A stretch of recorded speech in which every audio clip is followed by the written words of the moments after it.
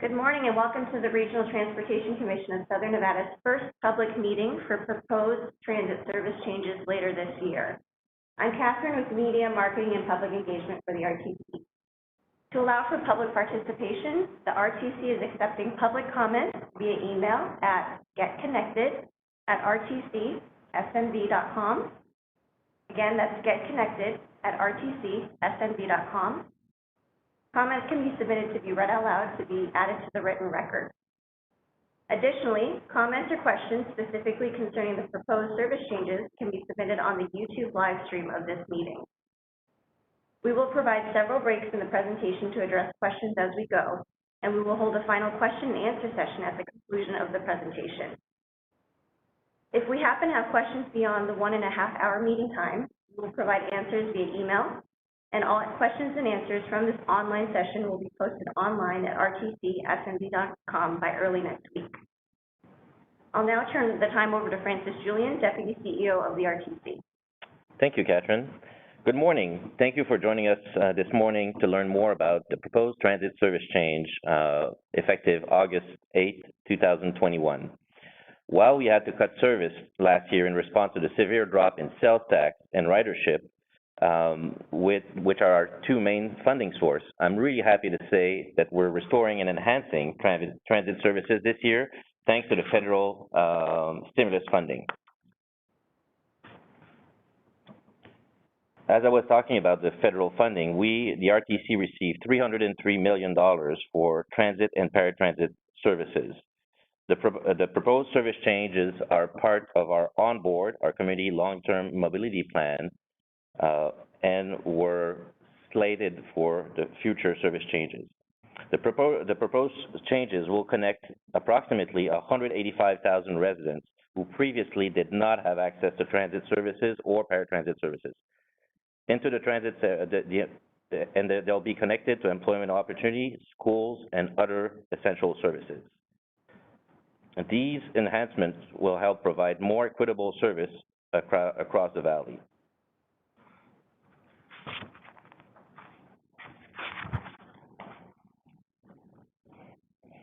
We're focusing on four main pillars to provide access, enhancing efficiencies of our network, and using innovations and increasing equity in the service changes.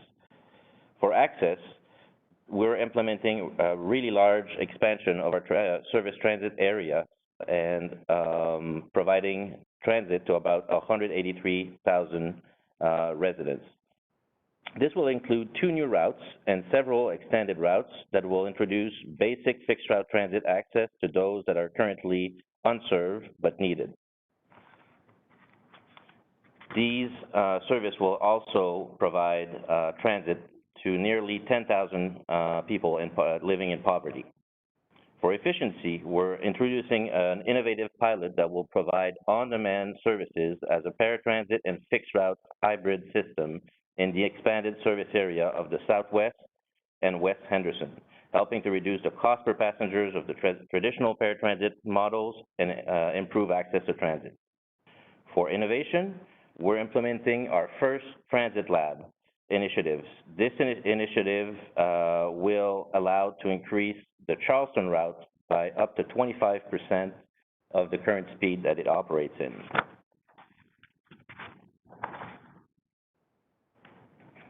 So here's the general map of the proposed service area. We'll go into detail in each of those sections. Just to read the legend, because it's a bit small, the red lines are the proposed new lines or extensions of current transit lines. The red shaded area are the extension of the paratransit service area. The red dots are the current eligible paratransit customers that were living outside the service area. The blue lines indicate increases in frequency over the weekend, and the purple line refers to the Charleston route, the transit lab I was just talking about. If we look at the bottom, the grayish or taupe area is the proposed microtransit area.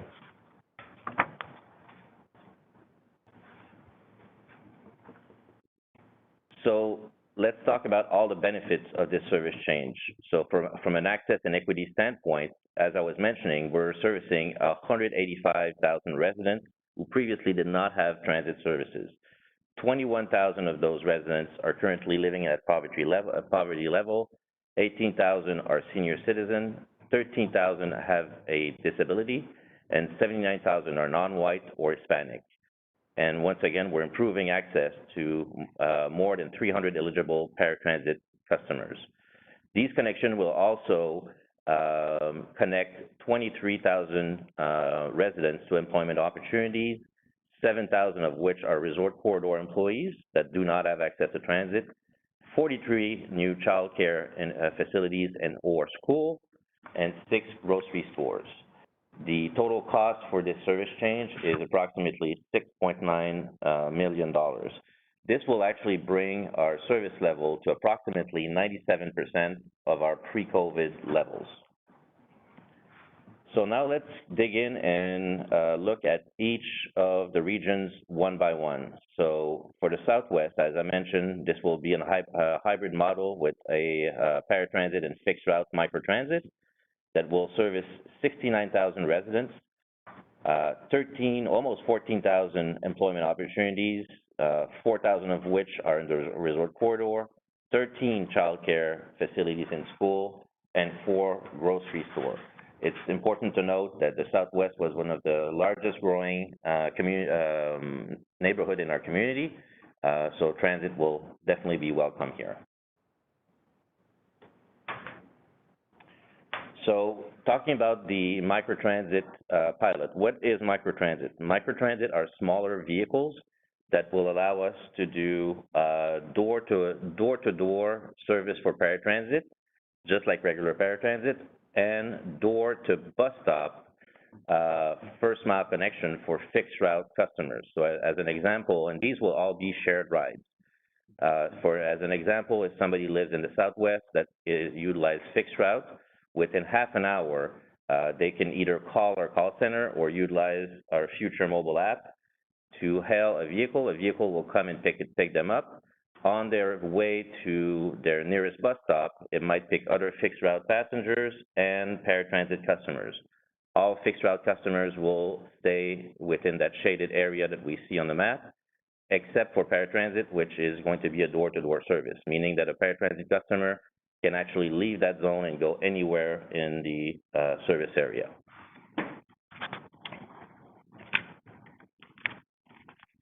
You can take a pause right now, see if Yes. there are any questions We'll see. from the audience. Perfect.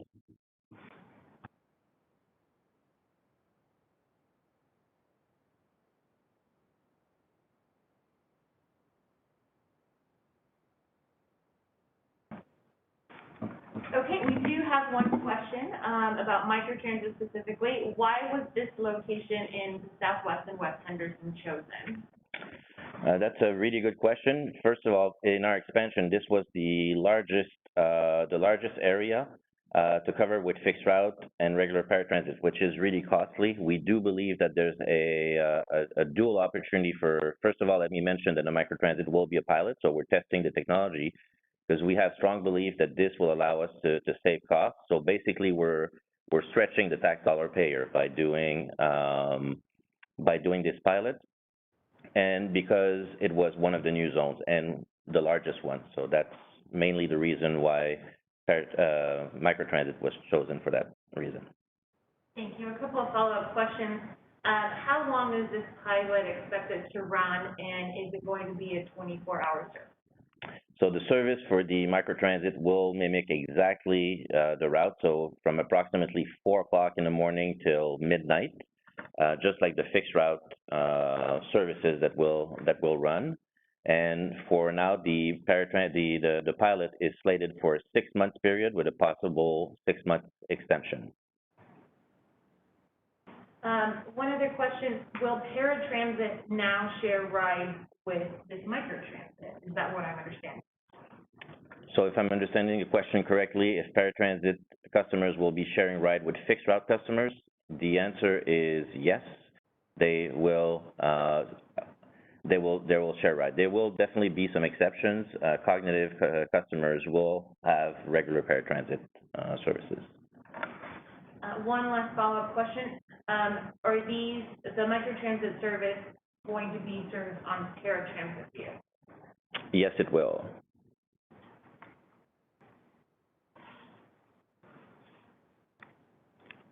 And I will take a pause from the questions now and just resume with the presentation.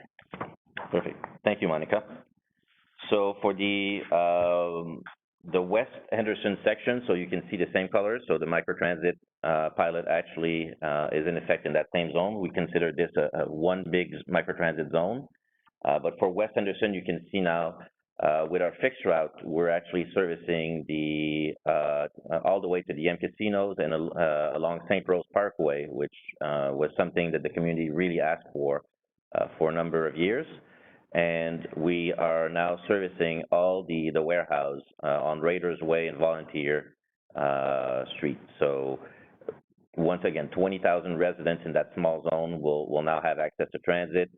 The 2,800 employment opportunities is coming from a census tract from 2017. We know with all the warehouses, this number increased quite a bit, but still a lot of employment opportunities. 1,100 resort employee corridors, 5 new child care facilities and school in the area as well.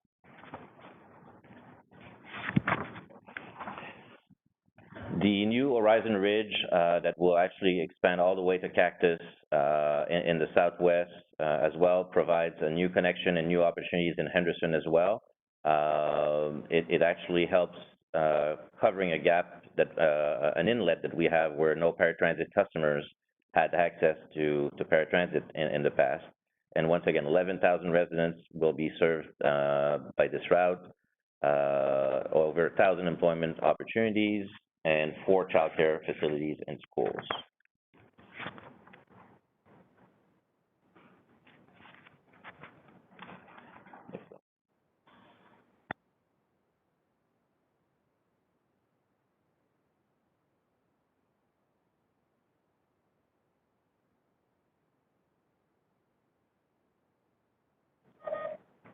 We'll take now, I was just informed that we have general questions, so let us take the questions. We have several questions pertaining to the strip service. So first one is, why isn't the STX being added or some type of other strip service? Okay, very good question. The SDX, as you all know, last year during the pandemic was canceled.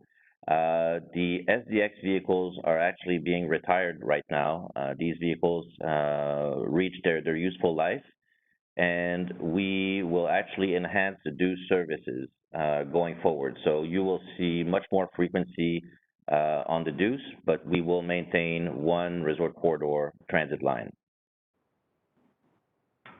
Will the service, to confirm, will the service increase on the DUCE come August? The service will definitely increase come August on the DUCE. We actually, in the last couple of weeks, we actually started to increase the services on the DUCE. One question about the service area around here. Is there going to be direct service to the M Resort? Yes, the M Resort is covered with the St. Rose route. And then one other question in related to service coming back. Any chance of the WAX, the West Cliff Airport Express, coming back? At this point, the WAX was not in the plan. So, but we definitely will have future service service change, and we'll definitely take a look at it. But for now, it's not in the plan since there's competing routes that are servicing this location. And we'll just take a pause there and continue with the presentation. Thank you.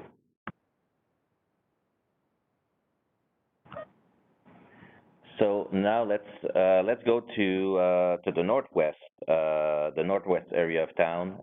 So once again, these are extension of the CX route, and it's the tail end of our new and tropical, the 220 route. That will service the Sky Canyon area. So once again, really impactful routes, 30,000 residents, 800 employment opportunities, 10 child care facilities and schools, and 2 grocery stores.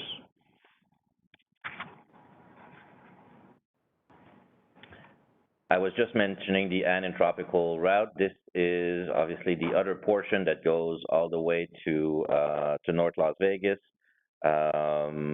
This will service as well all the factories, just to name a few, the Amazon, Fanatics, and Honesty warehouses, but obviously much more, and go all the way right next to the racetrack. Here, 1,100 residents, 3,400 employment opportunities. Once again, this number needs to be taken with a caveat. It's census data from 2017. With all the new warehouses, we know the employment opportunities are much greater than this. And 6 childcare facilities and school will be serviced. The North Decatur route extension. So Decatur will be both extended from the north and the south. This is the north portion, 1,600 residents, 800 employment opportunities, and 5 childcare facilities and school. This will finally give access to the DMV on Decatur, which was really an ask that the RTC received from many, many years. Go all the way to Grand Teton to service a high school, and service all the new apartment buildings that are almost at completion. So by the time the service change comes, there's really high density population on that section of Decatur. Do we want to go for some questions? Yeah, let's take a pause here and see if there are any questions. We'll be right back.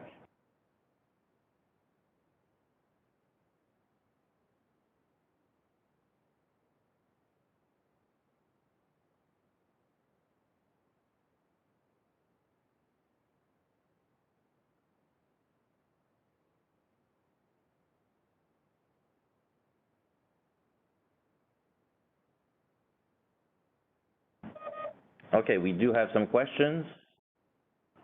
Okay, so first question is, will you be extending the 101 Rainbow and the 119 Simmons to include 1 per hour from 1 a.m. to 4 a.m.? So it's not in the current plan, but we have Jacob Simmons on the line. I'll ask Jacob to chime in to help for that question. Yes, so we are aware that, throughout the valley, there are many routes where there would be some use in having earlier and later service. And we do try to prioritize and extend those to the extent we can. As Francis mentioned, there are no plans in this service change, but we'll take that comment under advisement for subsequent service changes. Another question is, can the CX route be revised to pick up at the Westcliff Transit Center? So this is not in the current proposed service change, but we're always looking at efficient routings throughout the valley. We'll definitely take a look at it. Obviously, these forums are to help us make better decisions. And as you know, last year we've made a lot of modifications following those forums. So we'll definitely take this into under advisement. There's also one other question about the WAX. They're about competing routes to WAX.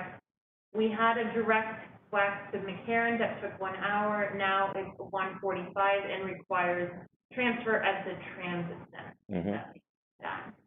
So yes, we are looking at it. Once again, we had to make decisions when there's competing routes to be able, as I was mentioning, to stretch our transit dollars and to provide service to other members of the community. So that's why the decision was made this time around. And as I'm mentioning, those changes are impacting positively 185,000 residents. Well, we'll just take a pause there for questions and return to the presentation. Perfect. We'll be right back.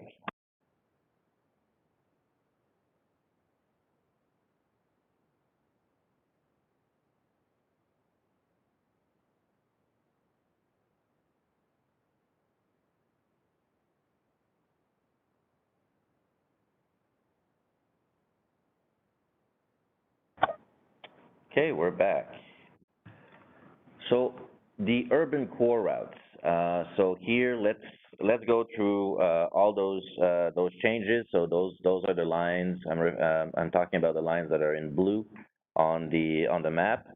So for Route 119, the Simmons-Koval route, we're increasing the Saturday afternoon and late morning frequency to every 30 minutes. Currently, the weekend service is hourly on the weekends. And one thing I did not mention that is really of note, on Service 8, the RTC is bringing back the weekday schedules as well. So I should have mentioned that from the beginning. For Route 203, the Spring Mountain Desert Inn and Lamb route, we're increasing Saturday morning frequency to every 20 minutes. Currently, it's every 30 minutes. And the Sunday afternoon frequency will be increased to 20 minutes and is also currently every 30 minutes. And during the week, we're actually starting the 20-minute frequency earlier in the morning by adding one additional trip in each direction. The Route 207, the Alta and Stewart route, we're actually restoring the Saturday and Sunday service back. And the same thing for the Route 209, the Vegas-Owen, will see their Saturday and Sunday service come back. Route 210, the Lake Mead Boulevard route, we're increasing Saturday daytime frequency to every 20 minutes. Currently, it's every 30 minutes during the morning hours and every 25 minutes during the afternoon hours. These weekend addition will provide access to over 295,000 residents that currently had issues with transit around that corridor. So now let's talk about the Charleston route, the 206. As part of the RTC's effort to improve speed and service throughout the valley, we're actually using an innovation, planning innovation, and we're redesigning the Charleston corridor to offer trips that will make fewer stops during the weekday hours from 6 a.m. to 6 p.m. and reducing travel times up to 25%. These added trips will operate every 20 minutes, while the trips making all the stops, so there's going to be two lines, will also operate 20 minutes, meaning that in the core from Rainbow to Nellis will provide service approximately each 10 minutes in the core of the route. The bus stops west of Rainbow and east of Nellis will be reduced to every 20-minute frequencies, just like they are right now. So one bus will service all the major bus stops where we had the most ridership, and the other line will service the traditional Charleston bus stop, stopping at each bus stop. So stay tuned. We will start having signage showing a blue and a gold line on Charleston Boulevard.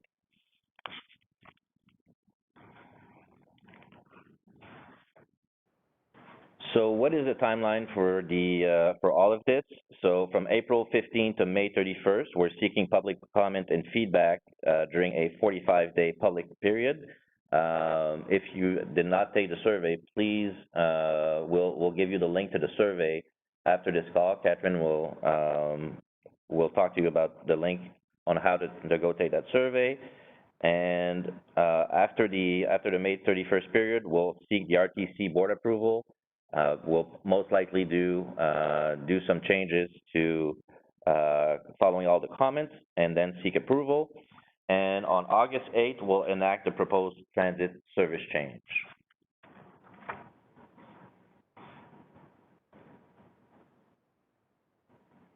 During the public comment period, our goal are to connect with the public, educate them about the proposed transit service changes, listen to their feedback, and learn what is important to them.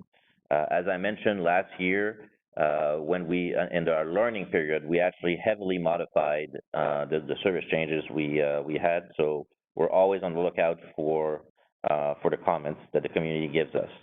Through the end of May, we're using the following tools to gather this feedback from the public. So we're using the surveys. We have a lot of community engagement, online advertisement, email blasts, and traditional advertising. So this concludes my prepared remark, and we'll be open to other questions. Maybe if I could go back to the southwest map area, I just want to go maybe in more details before we go to questions on the fixed route portions. Thank you. So we talked about the microtransit, but let's talk about all these red lines. So one of them is actually a new route, the new Route 221, the Cactus Horizon Ridge. And we're extending, you'll see that we're extending a lot of routes. So Rainbow, Jones, Decatur, Fort Apache, and Durango will be extended in that service area.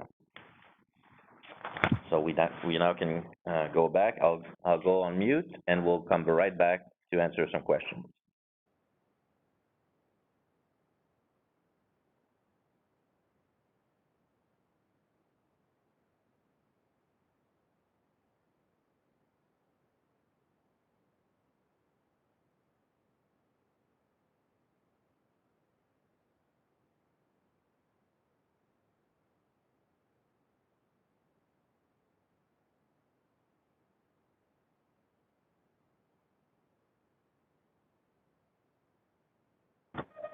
Okay, we do have some questions. Okay, so first question is about the new Route 220 that's going to be servicing Amazon warehouse. The Amazon shifts are 24 hours. Is there consideration to have extended hours to fill that 4 a.m. to 1 a.m., that overnight gap? Yes, we'll definitely check. Very good questions. So we are in talks with the warehouses in that area. So we'll come back to see and potentially revise the service hour. For the moment, the first service to the warehouse arrives at 6 o'clock in the morning, and the latest bus to pick up at the Amazon will be just after midnight to pick up passengers to go back. Another question is the 403 original route coming back in Henderson? The 403, I've been in town for a long time, so I'll defer to Jacob, because I've been here 7 years and I don't recall the 403. So I'll defer to Jacob to help us with this. Yes, I believe that, as best I can gather, that may have been perhaps a typo of 903, the HDX route, the previous HDX route. Okay, we have never had a 403 route in the Henderson area. Okay, good. So I can take that answer. Thank you, Jacob. So the 903, the 903 is not coming back, but the Horizon Ridge and Cactus, the Cactus route that we showed actually will go all the way to Boulder City. So we're giving back a connection to a direct connection to a transit center with the Route 221. Another question, is there an emergency backup plan in place for service failure, such as other buses arriving within an hour of the failure notice? Can you repeat the question? Yes, the question reads, is there an emergency backup plan in place for service failure, such as other buses arriving within an hour of the failure notice? I'm assuming if the bus is a no-show or late? Yes. So we always do have, and once again, this, with the pandemic, this was a big constraint. Running a Sunday schedule, a lot of the routes that during the week operate on a half-hour frequency will now be restored to their, on an hour frequency will now be restored to their half-hour frequency. So that alleviates a lot of the issues. And right now, because of social distancing, we basically were utilizing almost all our rolling stocks to add capacity for social distancing, really hindering our capacity to react just from an equipment standpoint. With the service changes and the fact that we're coming back to weekday schedules, we'll reinstore all the mechanisms that we had to help mitigate those service interruptions. And then we have one more question. How do I get an RTC transit card? Just provide my Medicare card? So yes, with your Medicare card, you definitely can get a reduced fare ID. You'll need a valid ID plus your Medicaid card, and you'll need to come to our Bonneville Transit Center and see the customer care agents to get your reduced fare ID. We do not have any additional questions. Okay, we'll pause for a moment and let some to see if there's some questions coming in.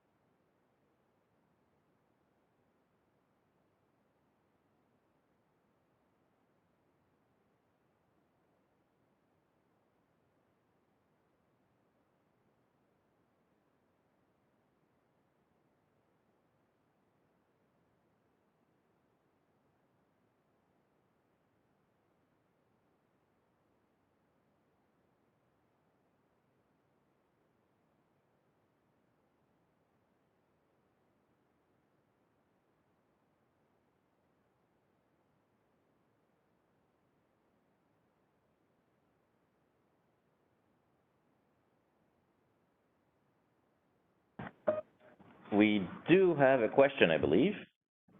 We do. Before I get to the question, we do have a kudos from Electric Blend, and I'm just gonna say it out loud because we love compliments. Thank you from this 1985 resident for this due diligence to restore public trust in city services such as public transit. Bravo. Thank you, Electric Blend. We do have a specific question about the new route, from Larry. The question is, what streets will the bus run on for the Amazon distribution center? Perfect. So first of all, I would like to thank you, and thank you as well, our comment that gave us the kudos. We're also really happy for the service change. Obviously, at the RTC, our goal is to provide as much service as we can to our community. And I'll defer now to Jacob to tell us the specifics of the Route 220 after it leaves Ann Road to go right in front of the Amazon warehouse. So Jacob? Hi, yes. So there are actually a couple different Amazon facilities in the kind of north I-15, far northeast area. One of the facilities, the Route 220 will be operating along, it will have a few stops in the area of Lamb and Nexus, the corner of Lamb Boulevard and Nexus Way. The route will then make its way onto Donovan Way, which turns into Tropical Parkway, and we'll have bus stops on Tropical Parkway, basically behind the Amazon facility that is near Lamb and Nexus. Those will actually be the closest stops for that Amazon facility. There's also the other large Amazon facility on Sloan.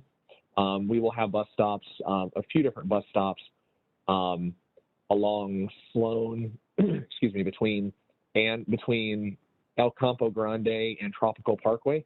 So there will be a bus stop right at the corner of Tropical Parkway and Sloan Lane, as well as another bus stop on southbound Sloan Lane across the street from the Amazon warehouse just south of Tropical Parkway.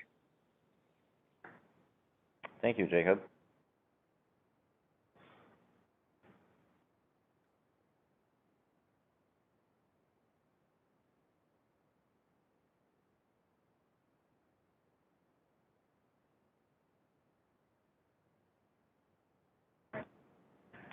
Okay, seeing that we do not have any more questions, we're seeing that we have new listeners on the YouTube channel, so we'll actually go ahead and restart the presentations, and we'll respond to new questions, but we'll actually go over all the questions that were asked once more. Just as a reminder, you can send your questions via email to getconnected@rtcsnv.com. That's getconnected@rtcsnv.com. Comments can be submitted to be read out loud to be added to the written record. Additionally, comments or questions specifically concerning the proposed service changes can be submitted on the YouTube live stream of this meeting. So we'll provide periodic breaks throughout the presentation again to answer your questions, and then another Q&A session at the very end. And Catherine, if I may ask, could you tell us where to go and take the survey? If somebody wants to go and take a survey? Sure. If you go onto our website, it will probably be the first thing you see at the very top of our banner, scrolling banner at rtcsnv.com. If you are just typing it directly into your browser, it's rtcsnv.com/service change 2021. rtcsnv.com/service change 2021. And before we begin the presentation again, I just want to jump in because we have one follow-up question for Jacob on the Amazon route. Larry did have a follow-up. Will that go to Sloan and Ann? Can you confirm? We are actually working with the city of North Las Vegas on that right now. The intention is to use El Campo Grande to Sloan and then Sloan up to Tropical. In that case, the nearest stop to Ann and Sloan would be a quarter mile away at Sloan and El Campo Grande. That is the intent. However, right now, El Campo Grande is not a completed roadway yet. There's a segment that's under construction. So we may end up needing to come down to Ann Road, to Ann and Sloan. So that is definitely something that if there are specific locations or facilities that we would like to hear about in terms of filling out a survey for the public comments that we take under advisement for considering any refinements. Thank you. Thank you, Jacob. So no more questions, so we'll start over with the presentation. So once again, good morning. Thank you so much for joining us today for the proposed transit service change taking place in August of this year. While we had to cut service last year in response to severe drop in sales tax and ridership, which are our two main sources of funding, I'm happy to say that we're restoring and enhancing transit service this year thanks to the stimulus federal funding. So as I was just talking about the federal funding, the RTC received $303 million in federal aid to dedicate to transit and paratransit services and to maintain service during the pandemic. The proposed transit changes are all in line with our onboard long-term vision plan. So these were planned routes that we had in our roadmap that finally we can enact with this funding. The service change is based on connectivity, access, and equity.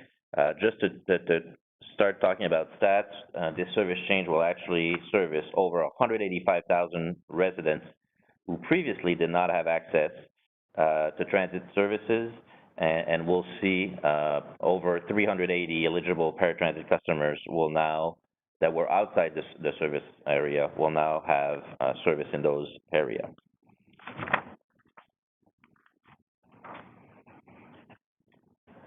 So our 4 pillars when we've built this service change are based around access, efficiency, innovation, and equity. So for access, we're implementing 2 brand new routes and several extended routes that will introduce basic fixed route transit and access to those that do not have services right now. For efficiencies, we're introducing a new innovative pilot. It's an on-demand service as a paratransit and fixed route hybrid mode in the Southwest and West Henderson area. This pilot, this 6-month plus 6 months pilot, will help us reduce the cost per passengers of our service and is basically stretching the tax dollar payer money. For innovation, we're actually implementing our first transit lab in innovation. This will be done on Charleston, and I'll go into more details, but the goal and the anticipation is to speed up the transit up to 25% faster than what it is right now. And finally, for equity, it's really to demonstrate the equity within the established routes by restoring some of the service to the Alta Stewart, the Vegas Owen routes, as well as Lake Mead, Desert Inn, Lamb, and Simmons and Koval. So let's go over the general map of the transit changes. In subsequent slides, we'll actually go in detail in all those areas. But just to explain the legends, so the red lines are actually new routes or extensions of current fixed route areas. The red shaded area is actually the expansion of the paratransit service area. The red dots are currently eligible paratransit customers. So those customers actually had to find a way to come into the yellow area to get service previously. Now they'll have access, direct access to paratransit services. And the greenish area at the bottom of your screen that's in the Southwest and West Henderson will actually be the microtransit pilot where paratransit and fixed route customers will be. Next slide, please. So let's talk about all the demographics and the cost of this service change. So as I was mentioning, we're going to be servicing 185,000 residents that did not have access to transit services in the past. 21,000 of them are currently living at the poverty level. 18,000 are senior citizens, 13,000 have a disability, 79,000 are non-white or Hispanic. We're improving access as well to over 380 eligible paratransit customers. We're giving connections to 23,000 employment opportunities. I want to put a caveat on that number. This is a number that we have. The latest data that we could get was from 2017. We know that number actually greatly increased in the last couple of years. 7,000 resort corridor employees will now have access to transit, 43 new childcare facilities and school, and 6 grocery stores will now be connected. And as you can see, the total cost for all those changes is $6.9 million. Just to put everything in perspective, when we had to cut our transit service changes, this service change will actually bring our service back to 97% of the pre-COVID service that we have. And really of importance, all the service will be back on weekday schedules. So we're still currently running a Saturday schedule. All service will be back on a weekday schedule. So let's go into the detail of each quadrant. So let's start with the Southwest. So in the Southwest, there's a brand new route, which is going to be labeled a 221. It's going to be the Cactus and Horizon Ridge route.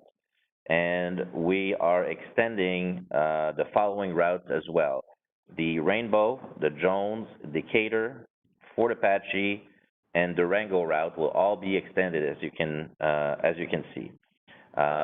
These changes will actually give access to 69,000 residents, 13 or almost 14,000 employment opportunities, 13 childcare facilities in school, and 4 grocery stores. So let's go and talk more in detail of what is the microtransit pilot. So the microtransit pilot will be in the Southwest and West Henderson. Will cover roughly 31 square miles of area.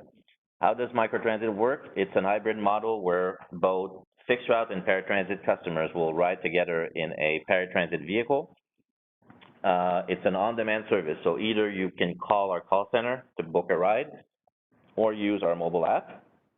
Paratransit customers will be able to book a day before or up to 30 minutes before. For fixed route customers, it's the same. They can pre-schedule their rides or book 30 minutes before the expected arrival of their vehicle.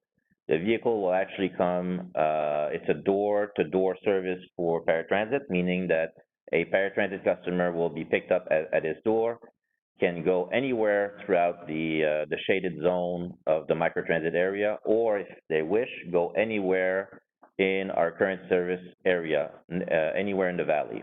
For fixed route customers, once again, same concept. If you hail your vehicle, a vehicle will come to you within a half an hour, pick you up, and bring you to your nearest bus stop for you to go to your journey. So for fixed route customers, they will be confined and staying in that shaded green area, and then we'll have to use fixed route. Just want to stress that this is a shared vehicle, so the goal is to use paratransit vehicle and to share rides. So as you're going on your journey, it's not an end-to-end destination. The vehicle might go on a slight detour to pick up other passengers that are going in the same destination area as you are. Let's pause to take. We'll go and take some questions, and we'll be right back.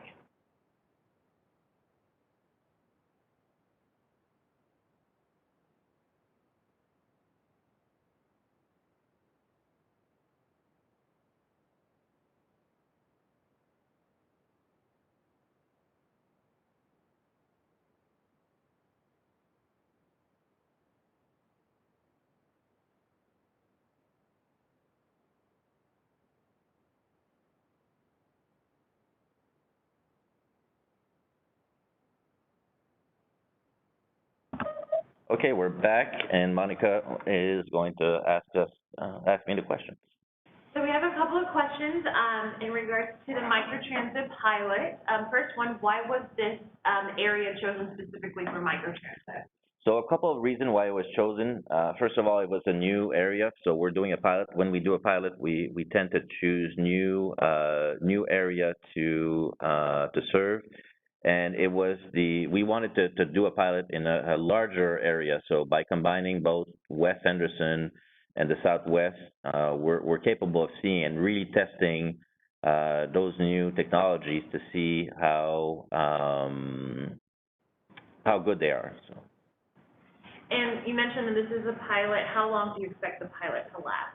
So the initial phase of the pilot is 6 months, and then we have an extension on our pilot of 6 months, and obviously we'll tweak the service, evaluate the service, and if we see that this is a good offering that makes sense for the community, this is something that we'll look at keeping permanently. Is the microtransit service going to be 24 hours? No, the microtransit service will follow the fixed route schedule of the area, which is approximately from 4 o'clock in the morning till midnight, 12:30 at night. And to confirm, this is going to be a shared service between paratransit customers and fixed route customers? Yes, definitely. So it is shared. So once again, fixed route customers are limited to be in that greenish area, whereas paratransit customer can move and go anywhere in the valley as well. And one last question. So the fixed route customers are only going to be able to take the microtransit in this shaded area, or are they going to be able to actually come into the orange areas? No, the fixed route customers will not be able to go in the orange area. That's the reason we've extended the routes, so they'll be able to go to their nearest fixed route bus stop. That's all the questions for this moment. Okay. We'll pause again and we'll continue the presentation in a moment.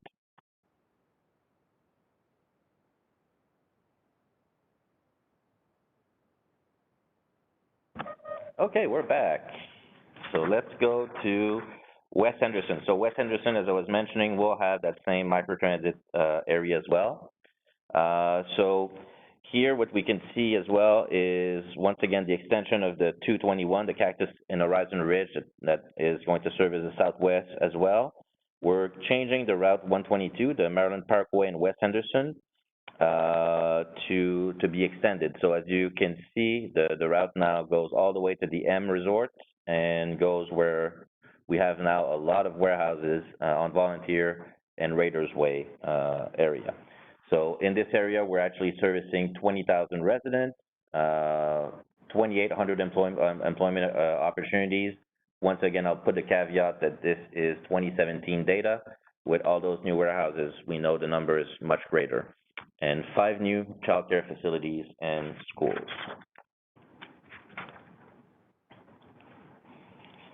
So the changes in the Horizon Ridge area includes the addition of the new Route 221, the Cactus and Horizon Ridge. So that's a continuation of what we saw earlier. This actually fills some of the inlets that we have. As you can see on the map, all those red dots were paratransit customers that previously had to find a way to go in the service area. They will now be serviced. And one thing of importance, the Horizon Ridge route goes all the way to Boulder City, providing access to our Boulder City residents to the rest of the transit network.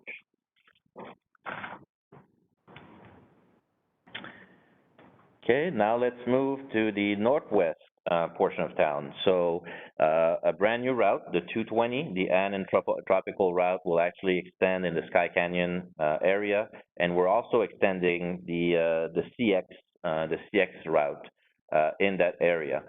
So servicing 30,000 residents that previously did not have access to transit, 800 employment opportunities, 10 childcare facilities and schools, and really importantly, 2 grocery stores.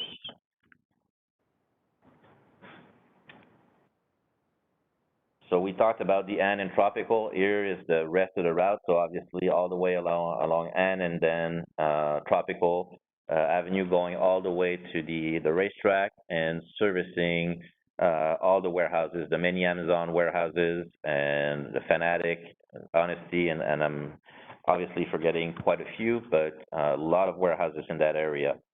And a lot of employment. So 11,000 residents will be serviced. 3,000 employment opportunities. Once again, 2017 data. This, we know with all the warehouses, is much greater than this. And 6 new childcare facilities and school will be serviced. So as part of the extension in the southwest, Decatur will also be extended to the north. This is actually such a welcome change. We know for many years that our customers wanted to have access to the DMV, and we have Liberty High School that's on Grand Teton, where we had a lot of demand. So now finally, that extension will make this possible, and by the time the route comes to fruition on August 8th, there's a lot of high-density apartment complex that will be completed, making this really a transit-rich environment. So that extension alone will be servicing 16,000 residents, 800 employment opportunities, 5 childcare facilities, and schools. Take a pause here and see if we have any questions. Perfect. We'll be right back to see if we have questions.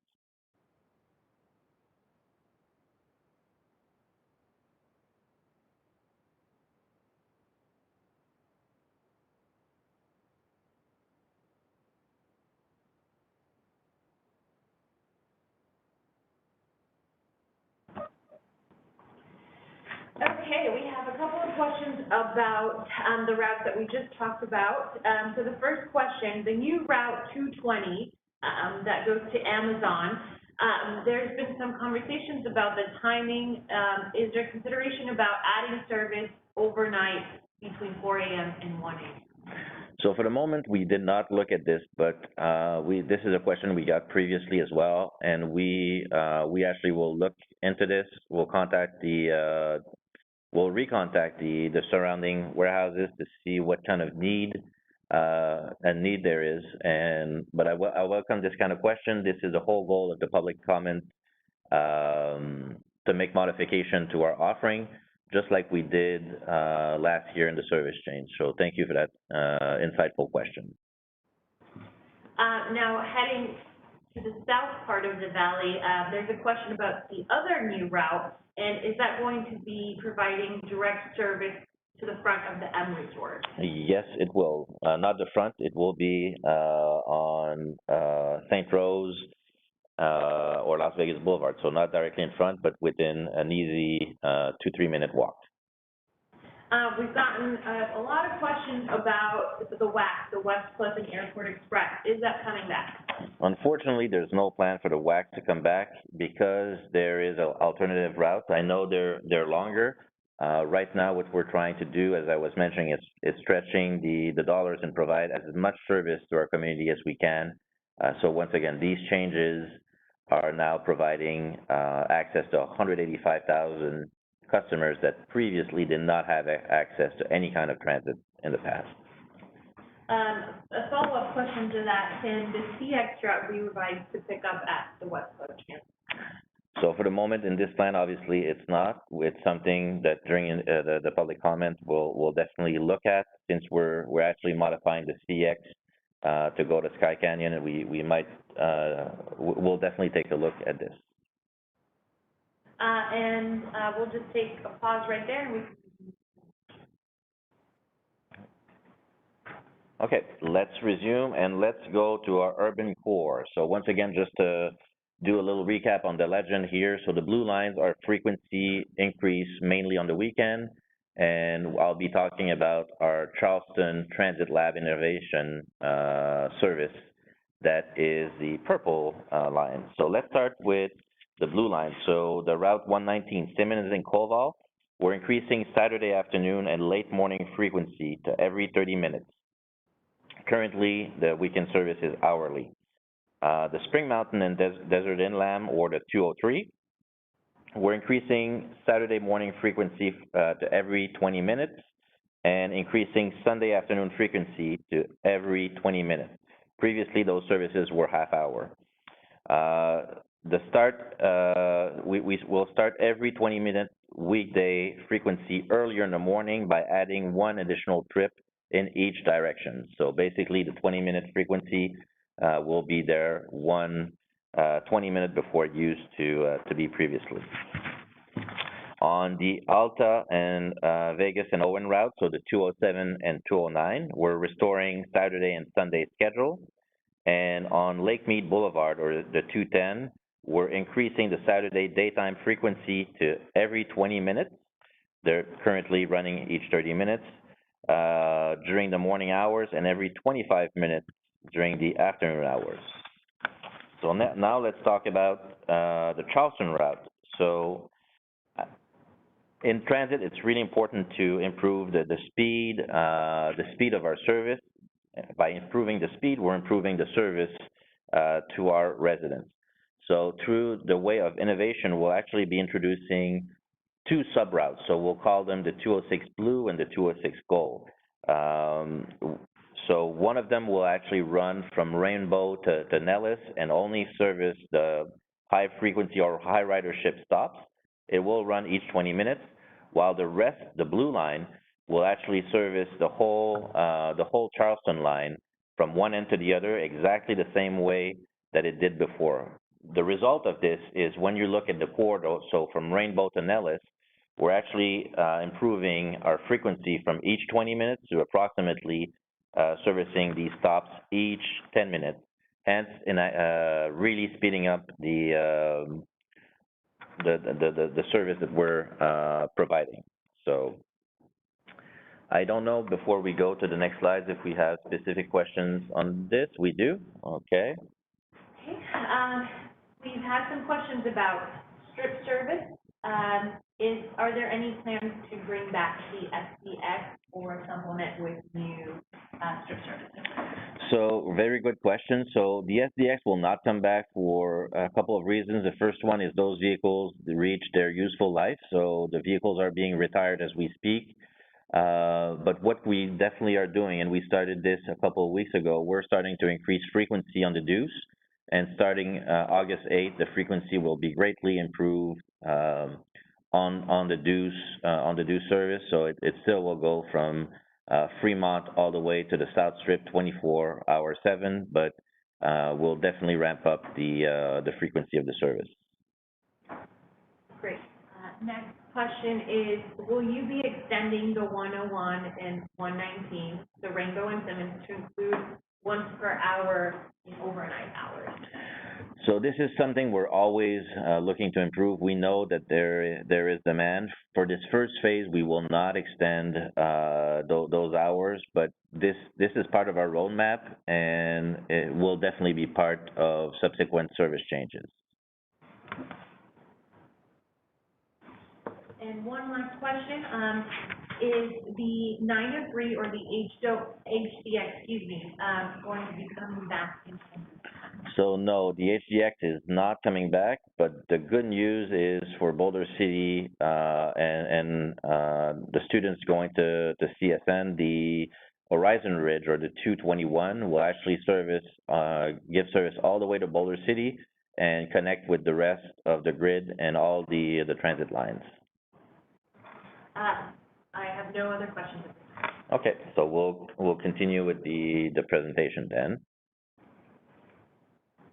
So what are the timelines for all of this? So from April 15th to May 31st, we're seeking public comments and feedback, and we're asking all of you that listens, please go and fill the survey, give us comments.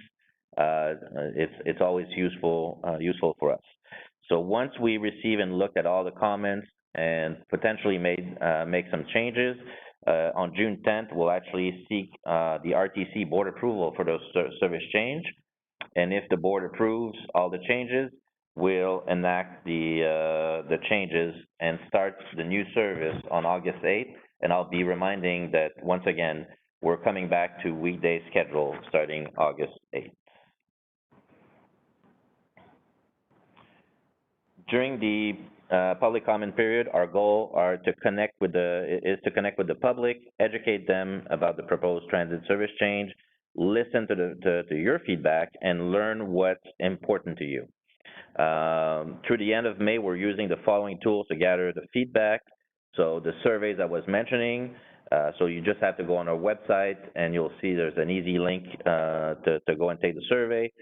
There's lots and lots of community engagement. So each weekend and almost each day of the week, we're at events with the RTC staff. We have online advertising, email blasts, and traditional advertising as well. And this pretty much concludes my presentation. We'll pause for a minute to go see if we have new questions, and we'll be right back.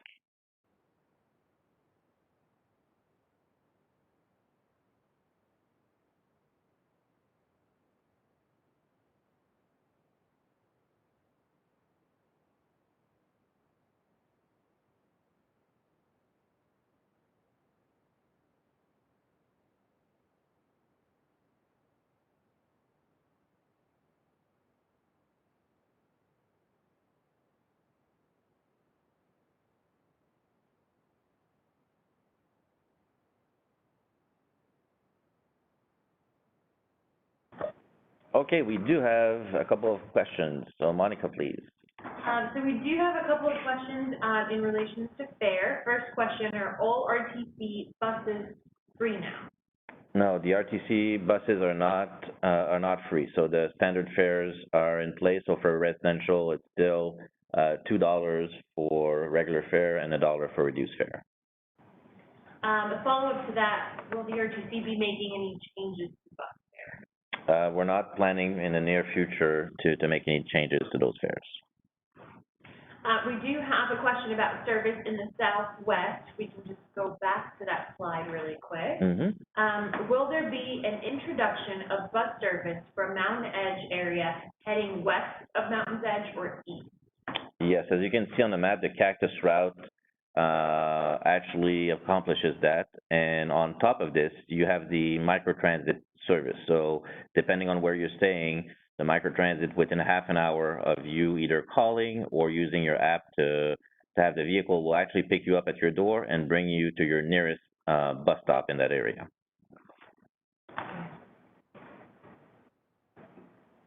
Do not see any other questions. Maybe we'll give it one more minute. Yep. If anything else comes in. Perfect. We'll go to mute and we'll be right back.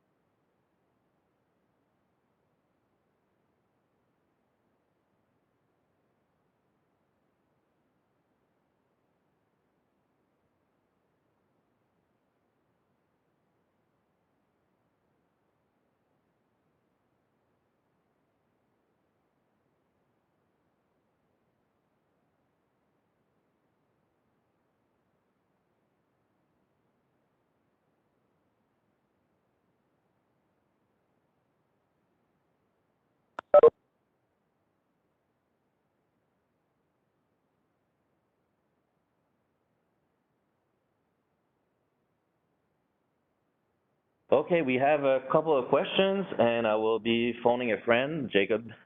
Jacob will need your expertise to answer the specific question that just came in. So, Monica? Jacob, are you ready? Standing by. Okay, first question. How about bus service to the airport from Mountain's Edge?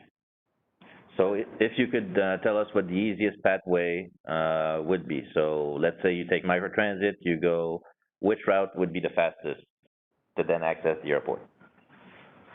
Sure. So yeah, there will be there's several different options, ways that could work. As Francis alluded to, could involve using the microtransit or simply walking to your nearest fixed route bus stop to connect with fixed route, and then using one of the extended north-south routes, such as the 120 or the 121 on Durango or Fort Apache, and then transferring to an east-west route.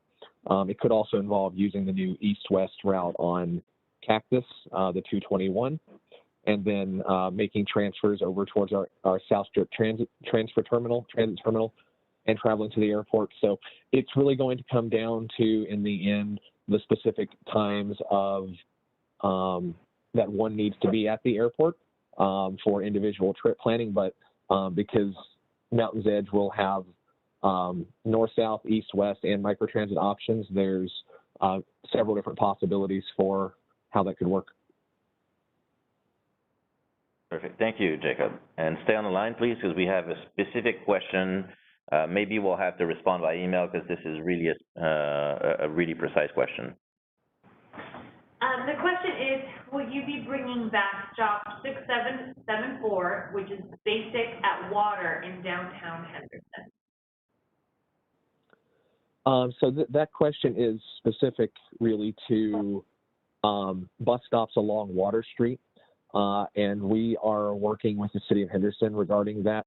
The stop in question was removed during construction, reconstruction of Water Street and the associated development that replaced the convention center, the Golden Knights practice facility.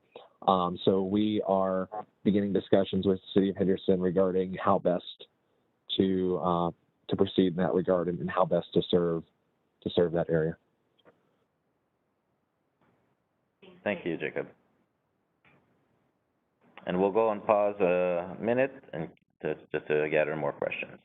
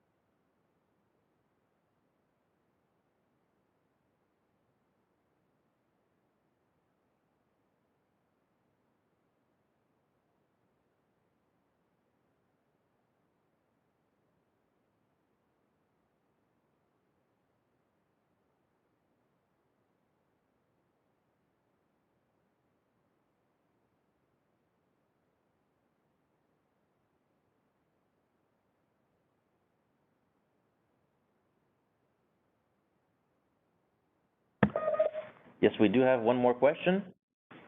Do you have a question from Roy?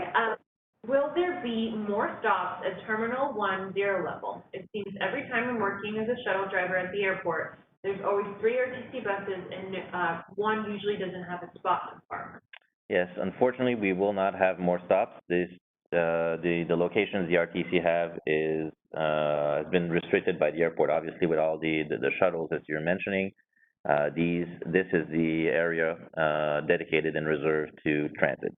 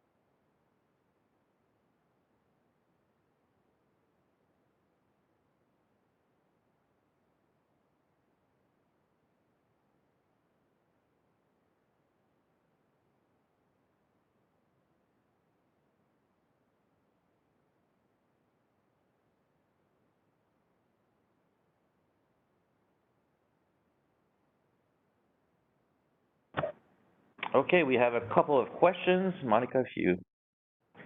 First question, do you plan on expanding your paratransit service any further north of Jones, specifically Jones and Forest area?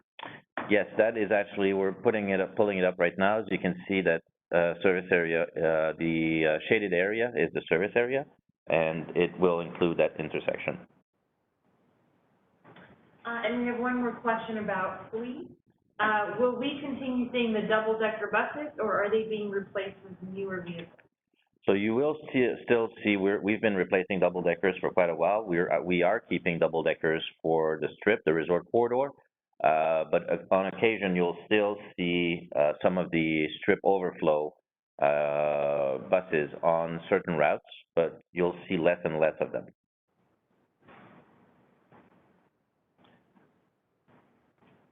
I believe that was all the questions. We'll wait another 2 minutes, and then if there's no question, we'll come back to thank everybody and the YouTube live cast.